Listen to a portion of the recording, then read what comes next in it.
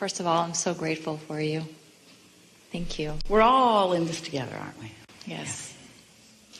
So I was running different words through my head when I put my hand up, and then when you called me, indecisiveness was what I was thinking about. That's that split energy that we were just talking about, isn't it?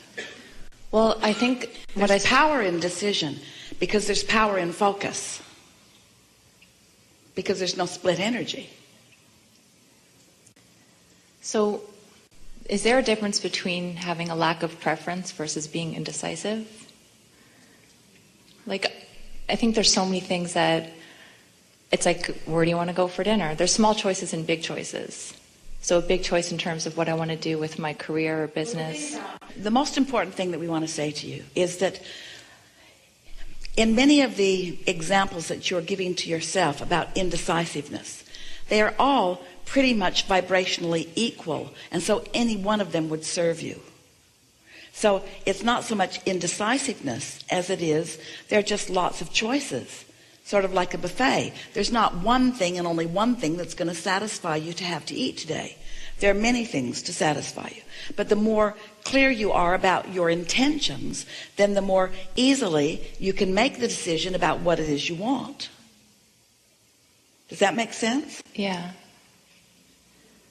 Okay. So lack of preference and indecisiveness are pretty much the same thing, but there's something else that we would like to call them: not much momentum going.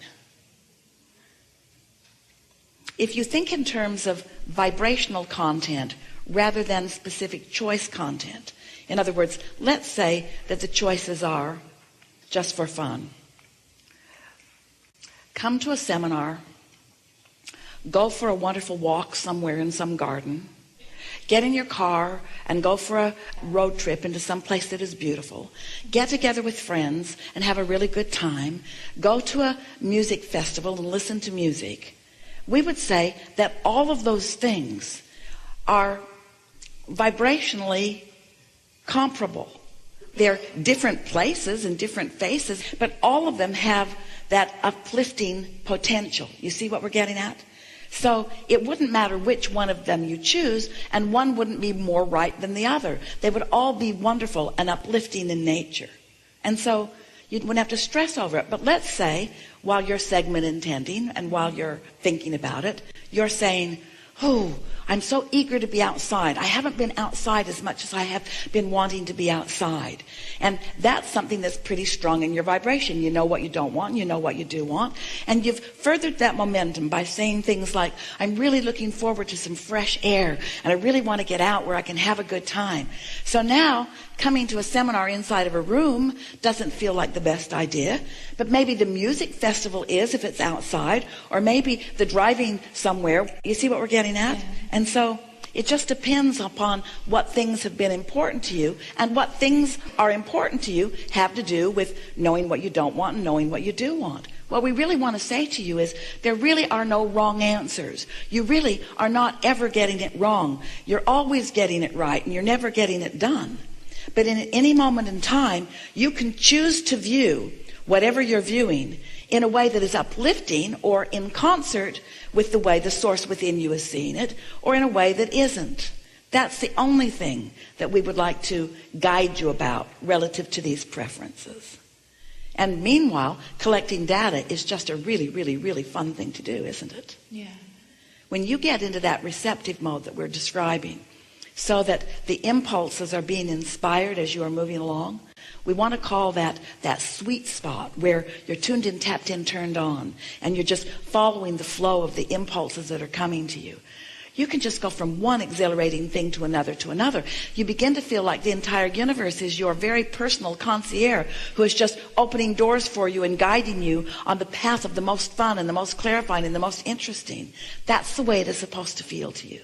But you got to get into that receptive mode first. So that's the first order of business that we would be working on. We wouldn't be thinking about what we're going to do with the energy that creates worlds until we've hooked in to the energy that creates worlds.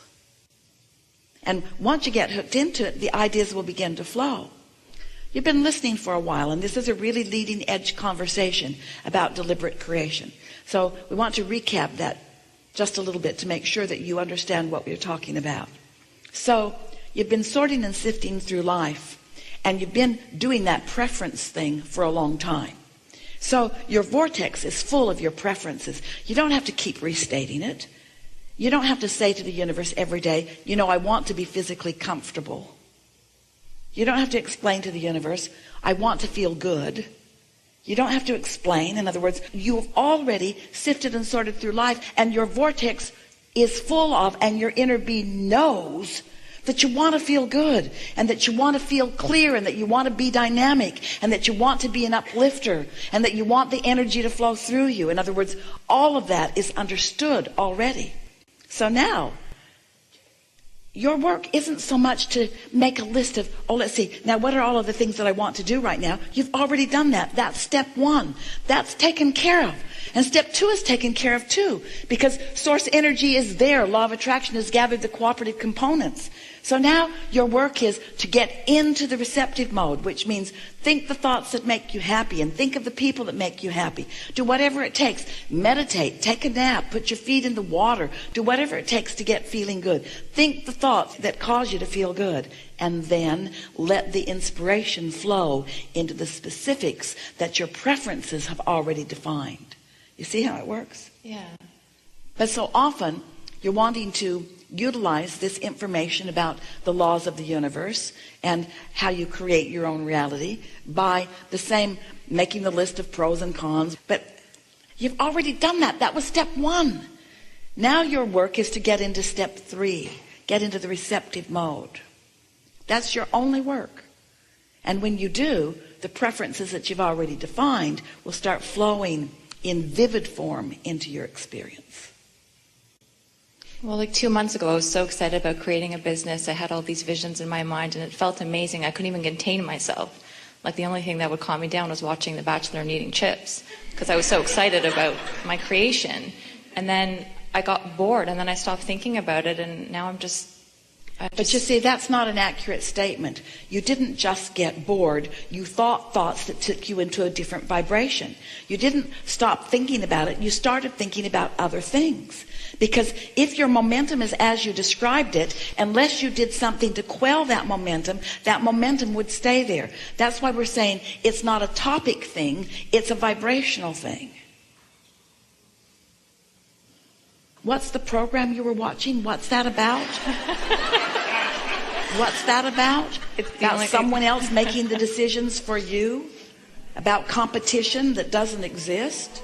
About there being only one prize and everyone fighting over it?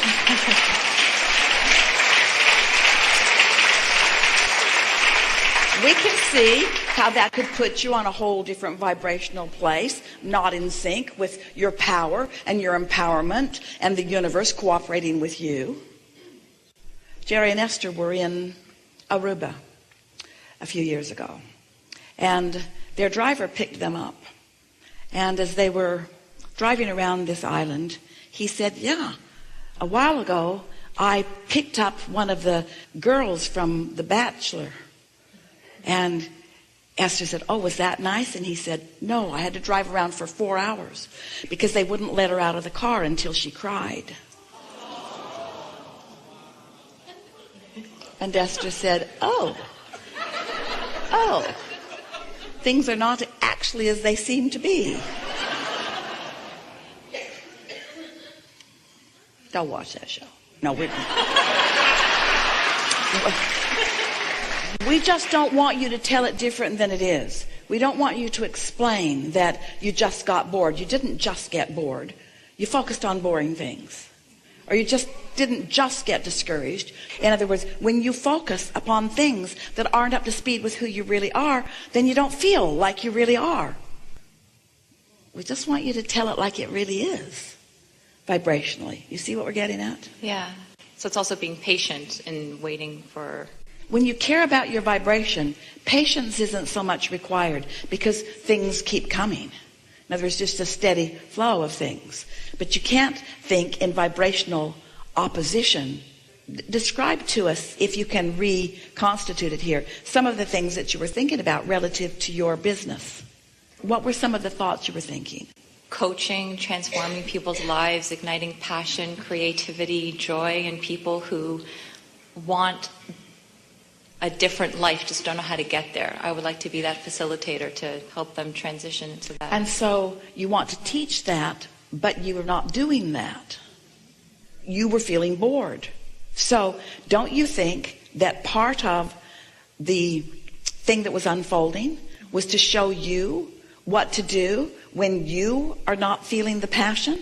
Because words don't teach. So when you find yourself feeling bored, that's the opposite of what you want to feel, and it's certainly the opposite of what you want to teach. So what might you do to get yourself flowing with the energy again? Not watch The Bachelor. Well, we were mostly having fun with that, but everything does have a vibrational frequency, and you can tell by the way you're feeling. We're not asking you to get in that hyped up place and stay there forevermore. That's not even logical, but it is logical to be in that high flying place and have your emotions go from passion to interest to satisfaction to exhilaration, to love and appreciation. In other words, all of that seeming range of emotion, it's all in the same vibrational range, but it has different ways that it moves through your physical body, you see. And so your goal is to just feel as good as you can feel as often as you can feel good, and then let the inspiration come. Don't try to force the thought that causes the emotion. Instead, when you find the emotion that feels good, ride the emotion and practice it so that it becomes a more consistent part of your momentum. We've been saying to you, you create your own reality. And then we said to you, let's talk about the science of deliberate creation. And then you got too involved in your thoughts. And so then we said, let's call it the art of allowing. We said step 1 is done, step 2 is done, let's focus on step 3. And that's still really what we want to say to you. Focus on step 3. So from your understanding of what the receptive mode is, or practicing the art of allowing, what kinds of things would promote your alignment? Dancing, listening to Abraham, meditating, painting. And when you are participating in any of those things, do you find your vibration rising? Yes. And so if you understand that that is your singular intention for your vibration to rise, then doesn't it make a lot of things that you tend to do sort of off track? We're not just talking about you, we're talking about everyone. Most conversations are in a receptive mode that's more from a vulnerable place, or from a guarded place, or from an angry place. But when you're in the receptive mode that is from that tuned in, tapped in, turned on place, you can feel it right away, can't you? We wrote a book. In fact, it's the first book that was really recognized globally. And it's called Ask and It Is Given, because it was the emphasis on how these 3 steps really happen. And in this book, there are many processes that help you in the raising of your vibration. But today we're saying to you, you already understand all of that. You know how to raise your vibration. We just want to imbue you with the understanding that that's all that matters. It's all that matters. It's just raising vibration.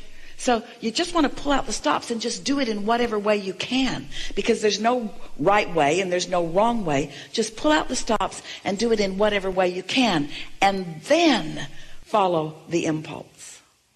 That's all. Don't forget to leave a positive message and subscribe.